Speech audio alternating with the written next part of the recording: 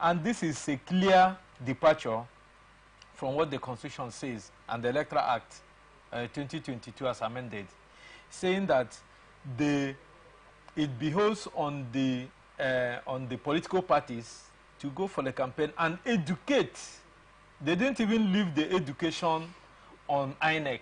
Yeah. It's not a burden on INEC to educate the voters or telling the voters this is the logo of your party or this is where you're going to vote. Yes. It is the parties, political parties, that are saddled with that responsibility. Okay. Then what INEC is saddled with is making sure that the timetables are out on time, that the parties conduct their primaries according to the laid-down rules that oversees the emergence of candidates at the primary level. Another thing that they have to do is the mobilization and distribution and the actual collection of making the voting materials available for the people to come and cast their votes. Exactly. It is the political parties that are saddled with the responsibility of mobilizing the so-called members of the party to come and vote. And nay, if you can, through your ideology or your rhetorics or whatever, you're able to convince the undecided populace, yeah, the undecided voters towards to swing towards you, is your own at your own gain. Exactly. And again, another organ of government that is saddled with the responsibility of enlightening the people as it concerns electioneering campaign and what happens before, during, and after elections is the National Orientation Agency, which are domiciled in local governments and in the states. Exactly. So what is there? You have not seen any state government empower them. Mm. You have not seen any local government empower them, make their offices as viable as it should to be the mouthpiece of the government in order to reorientate and educate the people on the happenings within the state. That is why somebody who is, what's his name again? Yeah, Salami. Or Salami, who is the chairman of Superb, had to now use his office. Not using his office as a person, as the chair of the Superb, but using the office that he's occupying, using the commission as a vehicle of garnering support for PDP in the coming Edo State governorship election in 21st of September 2024. Exactly. This is an aberration. This is what we say in Nigeria, and this is us. Exactly. Exactly. This is exactly us. Because going by this, it could, if it's in Senate land, you can't even hear it. He's supposed to have thrown in the towel, and even the governor who appointed him would have showed him the exit door for misplacement of priority, not knowing his bounds. Yeah. Not knowing the office to use in just like the Chief Justice of Edo State and the Attorney General will now use his office and mortgage them that the Judiciary Commission or the Judiciary in Edo State is tending towards voting for the PDP. This is an aberration. Exactly. And they also know that they are also the appointees of the governor, but because they understand the lines, everything shouldn't be politics in Nigeria. And this is not only happening in the Edo State, it's happening in all the different facets of Nigerian, both in the ministries, in the parastatals. Any of them that gets an appointment want to use it to attract, to show the governor that we are working and we are with you. If you have not done that, you are not working for the governor. But this is not how it's supposed to be in the political arena. Oh, thank you very much. Thank you very much. Well put out there. And now let's move on to the second story there. The Senate President, Senator Godswill Akpabio, has dismissed the report that the 10th Senate is proposing that the federal government procure a new aircraft for President Bola Tinubu and his Vice Senator Kashim Shettima. Vice President. The Vice President, Akpabio, in a statement on Tuesday by his media aide, Jackson Udom, was quoted to have made this known while speaking to newsmen in Maiduguri, shortly after leading a delegation to pay a condolence visit to Senator Tahiru Munguno over the death of his father. Last week, reports filtered in the media that the Senate presidents commented that the Senate would approve the purchase of a new aircraft for the president and vice president, irrespective of the fact that Nigerians are hungry. The Senate president said the report was from propagandists and fifth columnists, stressing that the Senate was focused on delivering legislation supporting the actualization of President Tinubu's renewed hope agenda. Yeah, Mr. Gochukusa, the Senate president has given his 2 cents, his thoughts concerning procurement of a new aircraft for the president and the vice president. Prior to this time, you can recall that the president, because the presidential fleet was not in order, he had to resort to chartered flights. And they're boarding commercial flights too. And even boarding commercial flights, and wrote his engagements outside the country.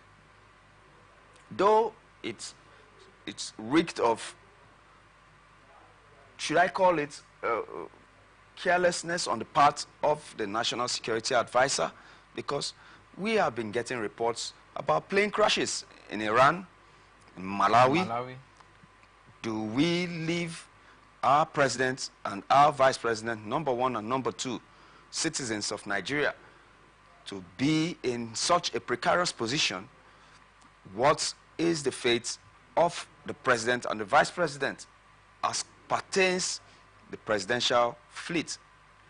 The Senate president has said there is no plans to get any new fleet for them, but at the same time, there is need for that question to be answered.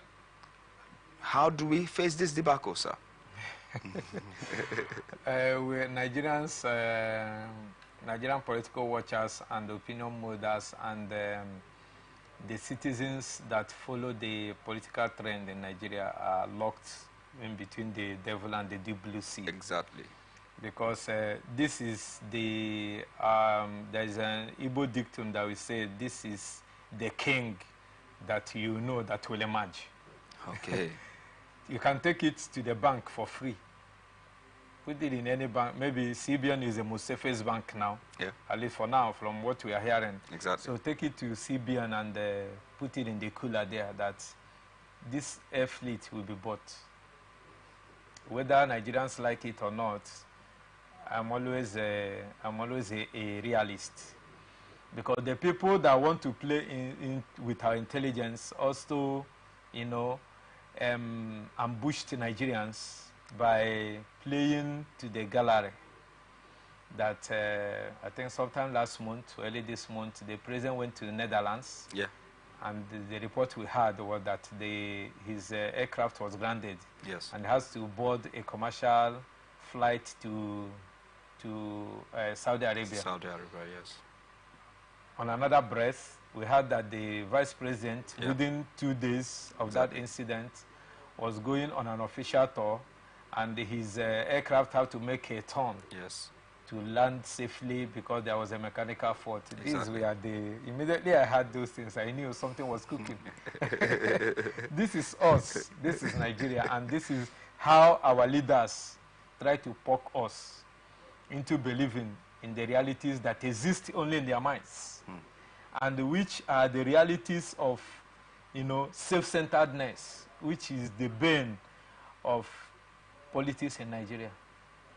Politics, as is defined, is supposed to be for the welfarean interests of the people, which includes even the person who is performing that particular job. Exactly. But here, it is forced to the person, to the benefit of the performer, who is, you know, saddled with the responsibility of overseeing the affairs of others, being paid and cared for with our patrimony. They are our tenants. They are we employ them, we pay them. So their welfare is our priority, which has been carved out and captured in the Gazette, in the Nigerian Gazette of how the package and the welfare of public servants, how it will be taken care of. Then it is only their duty to now fashion out the problems according to the realities of the time as it affects the people, to deal with it. That is why you see when there is an outbreak or epidemic or something, natural disaster happens, the government quickly reacts because these are unforeseen circumstances. Exactly. That is why they are there, to make sure that we live, because their own welfare has been packaged. They even know about it before they go into that. But we, the people, we don't know what the policies they are going to turn out now to affect our lives. Exactly. So when that particular news broke, I quickly, wrapped my mind around it that something is cooking. This is a payback time. Though the House of Assembly, the federal government, the Federal Executive Council has danced to their tune, or the presidency as a target in Nigeria has danced to their tune of buying 150 million SUV for them. Yeah. This is their time to also, wash the hand of the president and the vice president for quickly approving their own. So there is nothing Akpabio is saying that I'm buying. This is just a damage control. But the damage is out there. They have met their match in Nigerians that are thinking ahead of them. Yeah. This is what I'm telling you. Yeah. There are a lot of things that needs urgent attention in Nigeria. Nobody's talking about it. We are still bedeviled with insecurity. Look at in Benue State, bandits are giving the farmers an ultimatum to pay 20 million before they go into farming. But this is a country. Are we going into the Woishoinka's tale or China Achebe that said there was a country? So there are, of all the problems bedeviling Nigeria, is this economic crunch and the hyper price influence of goods and services in Nigeria, and many companies, multinational companies, are packing up in Nigeria and going out. The epileptic power supply. Yeah. We have not even resolved the mysteries surrounding the taking away of fuel subsidy and where those monies are going.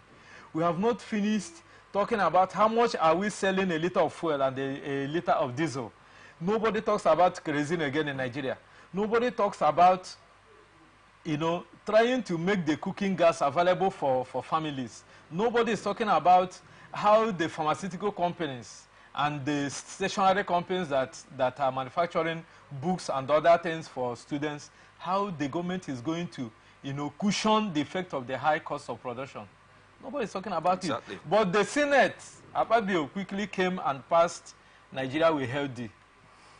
What is the need of the passage of, is it the new national anthem that is the problem of Nigeria? After they have, nipped all these myriads of problems in the bud, then they said able people have a dictum that when sleep is so sweet, you begin to snore. You don't lie down immediately and begin to snore. And it is a man in our present reality now, it is a man who has ate so well and fed so fat that can snore. Because to snore, you need a lot of energy. Exactly. So the Senate president coming out to say this is just playing to the gallery. It's a political statement because, believe you me, they have already bought that particular presidential air fleet. Maybe they'll buy 2, but it is only for the time for it to be brought in, and the cock and bull story will be told to Nigerians. Again, when you look at it critically, you find out that before Bola Ahmed Tinubu came to office, he can boast of 3 private jets. Yes. In this critical moment, is it not a time that they can help Nigerians? At least in the words of LSOT, the governor of Abia State, he said that the politicians have enjoyed enough. Now it is the time for citizens to feel a touch of what is called the dividends of democracy. Exactly. And in the words of Senator Rocha Sokorocha, distinguished, he said that they, the political and the ruling class should also, try to cut their appetite in order to save a lot of money to make Nigeria work. Exactly. This is where I hint it, because what Akpabio have said here, for me, is because people has been quoting what he said, and he only came to the media to debunk it. But in this era that we are, you can't debunk something that is already out in the public. So I'm only awaiting, I can't say we, I'm only awaiting the landing of the presidential airfield. But for it to be bought, it has already been bought. We have been listening to the political analysis and musings of Gochukwu Ifeanyichukwu, a political analyst of repute.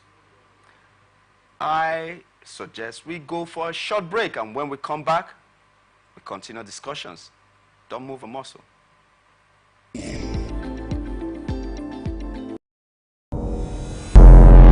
Every day, our lives are changed by history.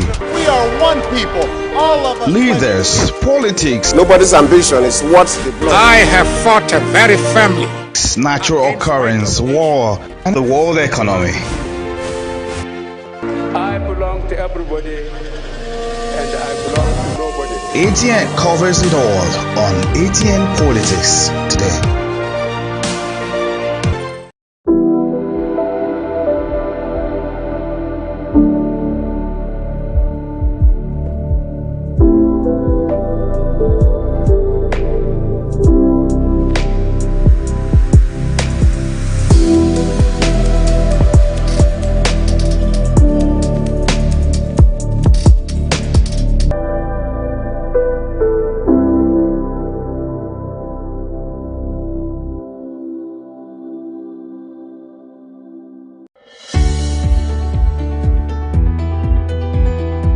People into the country illegally. That is amazing. Honorable You human trafficker. Honorable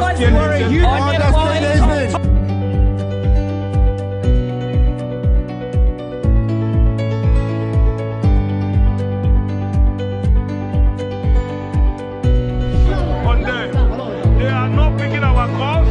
They made up their minds. So no agreement with the EU, but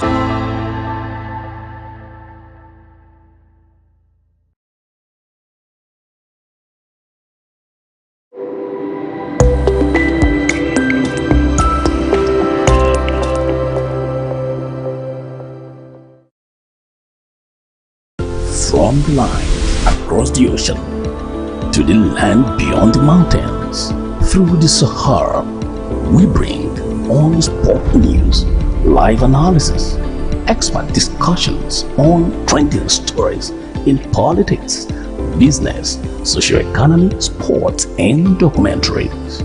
So catch all the updates on the happenings around the globe. Stay focused on the fact today, only on ATN. Every day, our lives are changed by history. We are one people, all of us. Leaders, politics. Nobody's ambition is what's the blood. I have fought a very family. Natural occurrence, war, and the world economy. I belong to everybody, and I belong to nobody. ATN covers it all on Atn Politics today.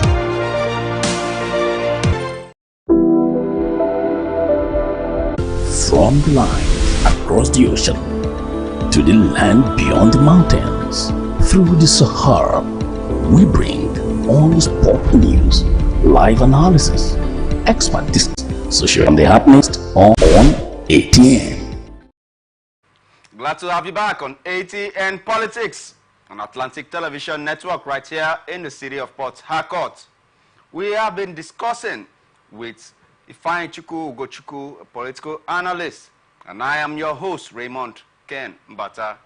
Now let's move to the next topic for discussions. Your 2023 Labour Party presidential candidate, Peter Obi, has said that he, Governor Alex Oti of Abia State, and other relevant stakeholders can resolve the leadership crisis of the party. Obi said that the party's National Executive Council, NEC, he and Oti will meet in line with Labour Party's constitution to decide on the party's leadership crisis. He also stated that the decision to have Labour Party's national chairman, Julius Abure, remain retained is one that the stakeholders will have to decide on. Obi said this while fielding questions from reporters after he addressed the chairman of the Nigerian Labour Congress, the Transition Committee, headed by the former president of the NLC, Abdul Wahid Omar.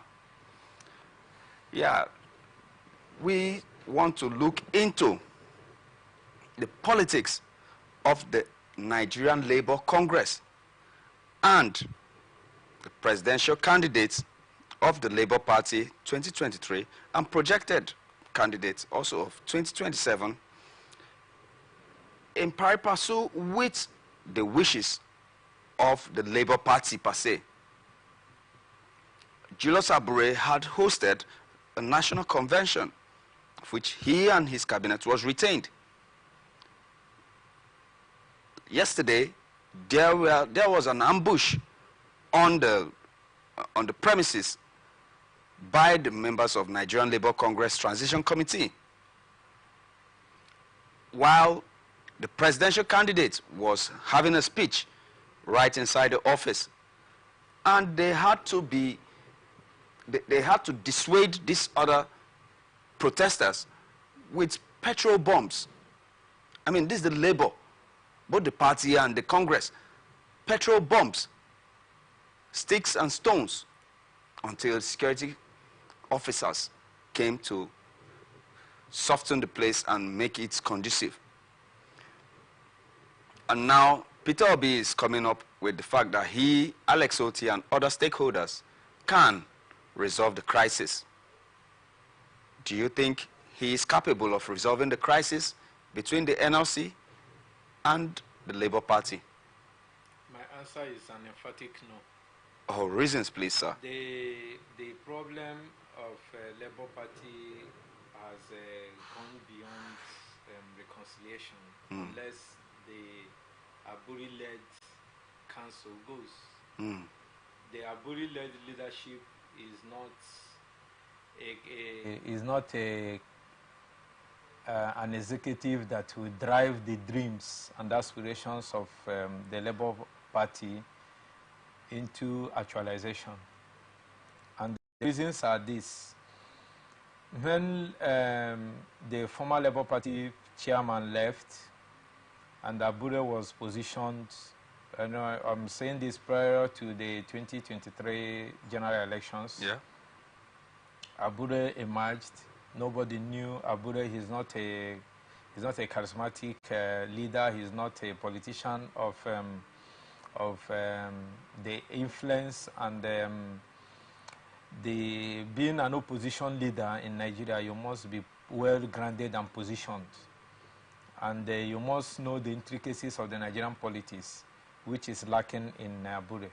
Abure and his co-travelers on the leadership of Labour Party are just, glorying on the wings of the organic support that Peter Obi, gained through Nigerians during the elections. He is enjoying the love and the support people have for Peter Obi. And you could also see that it was only when P2B departed from PDP, the Labour Party had a name. So if somebody like P2B today leaves Labour Party will die a natural death. And that is what Labour, the Nigerian NLC, does not want. Because they know that, look at the back and forth. If you find out, if you look at it critically, if you are a good student of politics, you look at the trajectory of what Labour has suffered back to back in this democratic dispensation, you will understand where they are coming from. Because what happened last year was an eye-opener for them.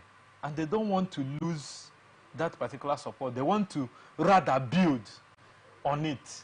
If Abure is somebody who has the interest of the advancement of the dreams of Labour Party, nay, the NLC at heart, would have started.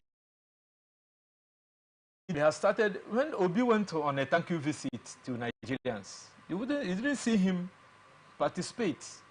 He would have started building by now. There must have been, new registrations, going into the wards and strengthening it and mapping out the mistakes or the lacunas that were experienced during the last general election, which was the highest inroads that a Labour Party or a third force has made in the Nigerian political history.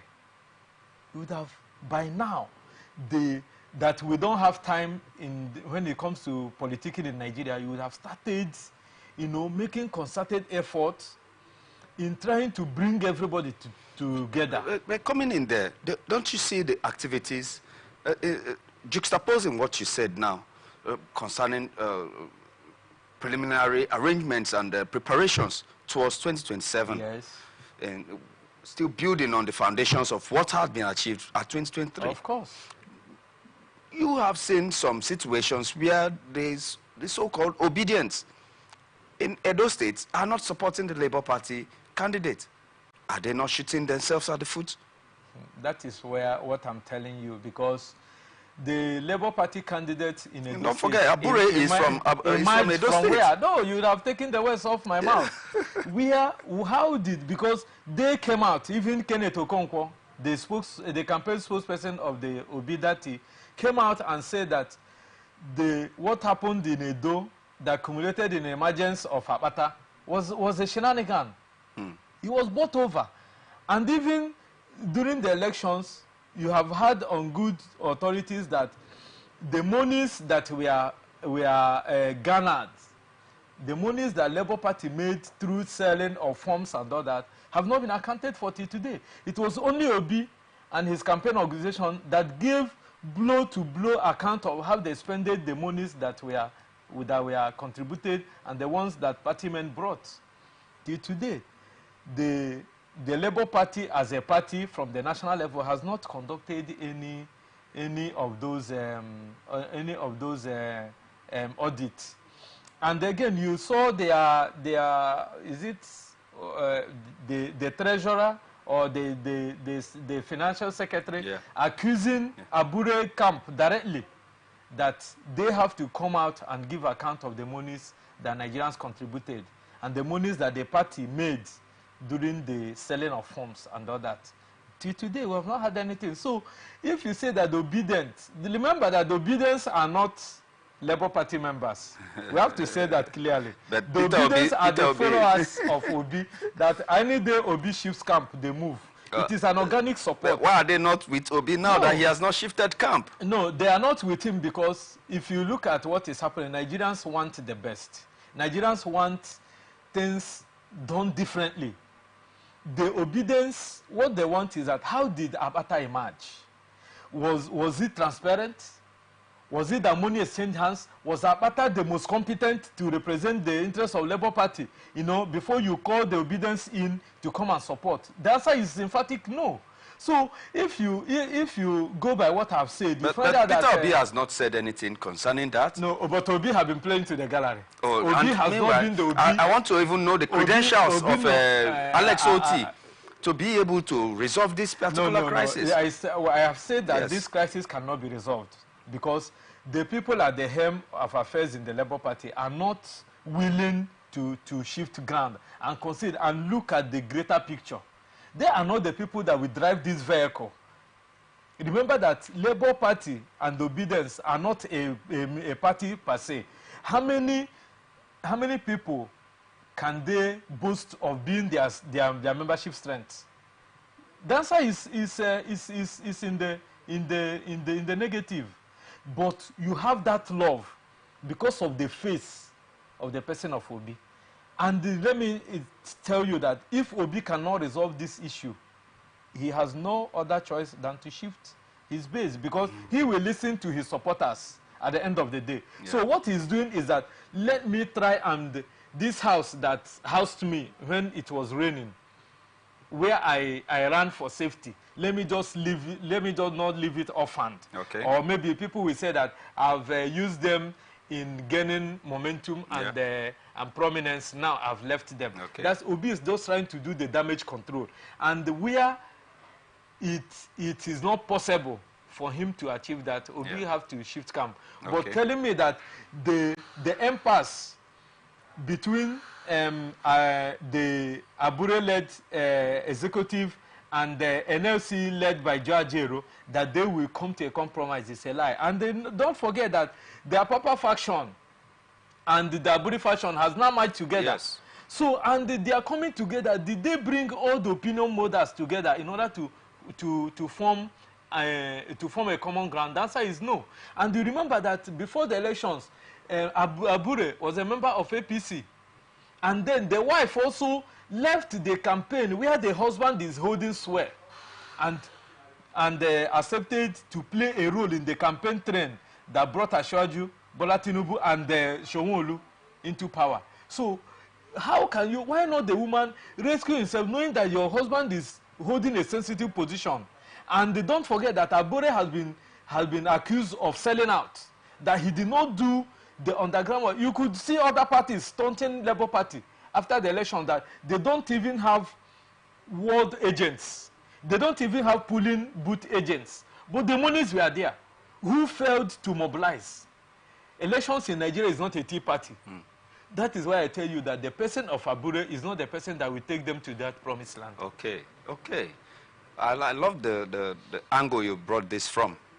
I love the angle you brought this from. But let's see what Peter Obi is going to come out with as he has promised. Peter Obi will try. Okay. He has been trying, and he has tried to lean with Abure. Okay. But Abure is not helping matters here. Abure is self-centered. Abure is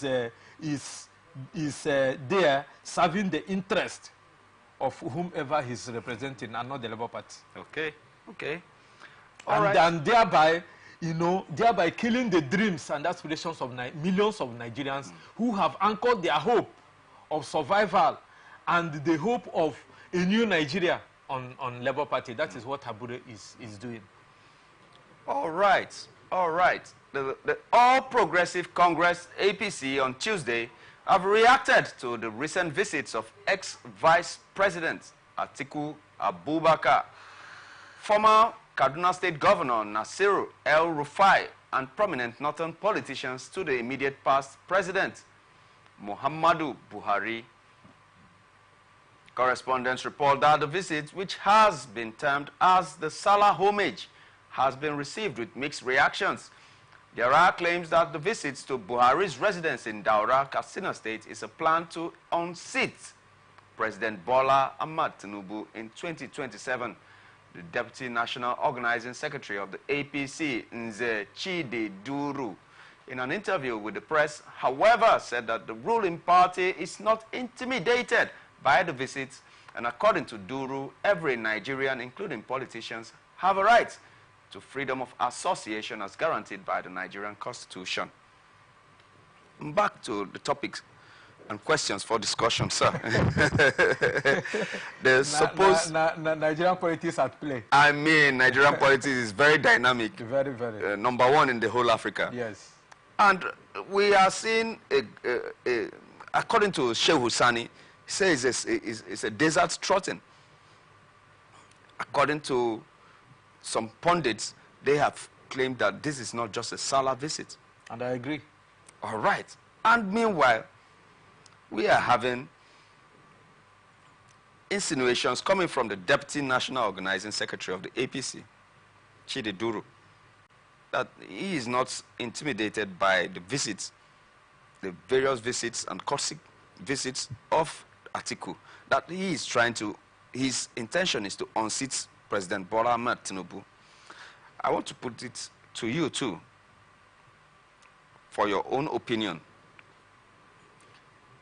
The caliber of people that Atiku has so far seen, and with the people that he's going about with, Nasir El-Rufai, and also former governor of Sokoto State, Aminu Tambuwal, does it look like he is garnering enough of what it may take to unseat President Bola Ahmed Tinubu come 2027? Anybody who has the interest and the welfare and the unity of Nigeria at heart should not be talking about a president of northern extraction come 2027. Any Nigerian, be you a politician, be you a military man, or be you an ex-president that is harboring any iota of dreams of unseating a southern president within 4 years, and they want to install a northern president, it will not work. And Atiku, who is aware that time is running out of him, in another breath, he said that he will support Obi. You know, this visit started with Obi. He just brought Obi into the mix and said that if PDP microzones the party flag bearer to the southeast, he will support Obi. In another breath, Atiku is ganging up and gathering northern politicians and paying homage to President Muhammadu Buhari, retired general in Daura. And the APC, on the other hand, saying they are not intimidated. They are intimidated because we are talking about the North. It is also, I will not make it known to Chidi Duru, that it is in the cabinet of Bola Ahmed Tinubu, an APC president, that we have seen the most number of ex-governors being appointed as ministers. He didn't appoint them because they are technocrats. He appointed them to pay, is a payback time. Because we knew that about 9 northern state governors stood out in the support of Tinubu, that the right thing must be done, that power must shift, including this RFI, that power must shift from the north to the, to the south, in line with the unity and the federal character that the Nigerian state professes. And now Atiku is going about, beginning to fan the embers of, nepotism, fanning the embers of religion, fanning the embers of ethnicity. It will not work. It is no longer in that Nigeria. Because even when Buhari was on seat, how did the North fare? Now that Tinubu is turning out his economic programs, that we are yet to see the light at the end of the tunnel, you should wait and see. The only way what they are planning will fly, if they, after ganging up, whether they are going to form a mega party or whether they are going to use PDP as the vehicle or whatever, is to, after gathering the opinions of the northern elites, they now position another northerner, another southerner, to wrestle power from Bola Ahmed Tinubu. That is the only way I see their agenda and their game is flying. If not for that, it will set this country on edge. Because you cannot tell me that Muhammadu Buhari finished serving 8 years, and Bola Ahmed Tinubu will end up in 2027. It's not going to work. Though what they are doing, I feel that what they are doing is to, garner the support of the northern elites, who will eventually talk to their people about the block vote. You know that President Muhammadu Buhari, former, always have 12 million votes hanging somewhere. And that is the trick that Ahmed Tinubu played in bringing him out from political retirement and using him in 2015. So, but if the likes of Atiku thinks that Muhammadu Buhari is still having that kind of block vote somewhere, they will be deceiving themselves. Oh. This is on a national television. They will be deceiving themselves because, you know why? Tell me. Muhammadu Buhari did not merit the 8 years he ruled Nigeria. He did not endear himself either to the Northerners or to the Southerners. That was why he couldn't choose his successor. The person he projected as his successor, if they tell him in his wildest imagination and the cabals that surrounded him then that it will be an Ahmed Tinubu that will succeed him, he will not agree. You remember that there was a time APC wanted to do consensus. It was Ahmed Tinubu that scuttled that consensus because the consensus would have not favored him. Yeah. If not that we had somebody like Ahmed Tinubu who was interested in the party's flag, APC would have gone consensus to another remote person that will be remote controlled as a president, as a stooge. So you find out that Muhammadu Buhari made an inroad in the northern northern states because when Abacha was the head of state of Nigeria, he made him the PTF chairman. Yeah. And all the monies that we are having, the fuel subsidy removal monies now, that we don't know where they are. Yeah. He channeled this money through that commission that Muhammadu Buhari was the head.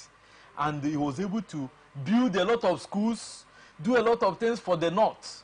And they did not forget. Yeah. And there was a time for a payback.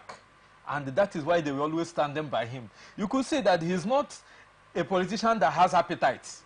You saw his house when he won an election in Dauda. He's still living in an old thatch house. So people found out that Buhari was a man they could entrust their tomorrow. But when he came, his age has failed him. And at the end of the day, he was not able to make that needed impact, even in the Northerners and even in the country that he has dreamt to come and fix the shattered economy and the insecurity, which he rode on. The insecurity now metamorphosed into what they call bandits. You know what they call Boko Haram again? Exactly. Now it's bandits. Even the name terrorists does not appear again. Yeah. But they have been gazetted as a terrorist group. But they metamorphosed. ISIS is there. ISIS West Africa is there. Yes. And all that. So this is what Muhammadu Buhari left us with. He left us with hunger. He left us with the confusion of the removal of fuel subsidy that Tinubu came and announced. Yeah. Without knowing what he was putting himself into. Exactly. So if those people who are championing this, the Aerofiles of this world, and Aminu Tamboa who sold out, who backstabbed his friend Nyesom Wike, when it was a time for a payback, and the Atikus of this world who cannot go and groom people. You see that Nigerian politicians do not groom people to take up the mantle, and you can entrust the person and give the needed advice and guidance. So that is why somebody like Atiku will be running from Babangida to Buhari. What was his relationship with Buhari when Buhari was on seat? If they were in that good terms, why did Buhari not back him to take over from him? Even though he was coming, we have seen in Kenya when Uhuru Kenyatta and what's his name? And Uhuru Kenyatta and Raila Odinga. When he wanted to go out, despite the fact that we had two parallel families, political enemies per se, but they know what they gain as presidents of the country. When Raila Odinga was about to go, when Uhuru Kenyatta was about to go, he was supporting an opposition in Raila Odinga until the youthful vice president of his now rode on the conscience of the people and support of the people to win the election in Kenya. Exactly. So this is what they would have done. But now that they are coming to play politics in Nigeria, it will not work. Exactly. And as it's not going to work, Nigerians are watching. Unless they are going to present a formidable and an acceptable southern candidate that can now match up the aspirations of the people in order to vote out Bola Ahmed Tinubu, then that is the only way they can have their way. But if it is bringing back another Northerner to come and serve from 2027 to 3031, it will not work. Oh. Those were the submissions of Ifeanyichukwu Ugochukwu, a political analyst of no mean repute. We hope that we will have the opportunity of hearing from him again on Atn Politics. But from me, your host, Raymond Ken Mbata, I say this is a wrap.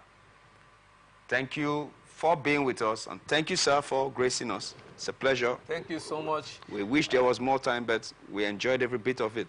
Well, we will not be tired of talking Nigeria. It's a pleasure. Thank you so much for having me. You're welcome, sir.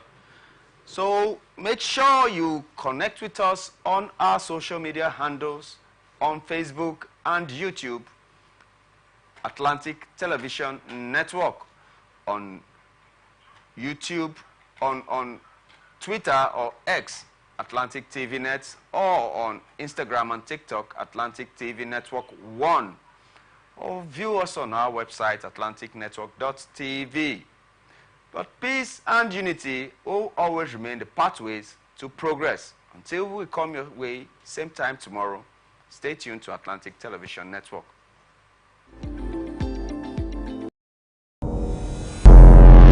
Every day, our lives are changed by history.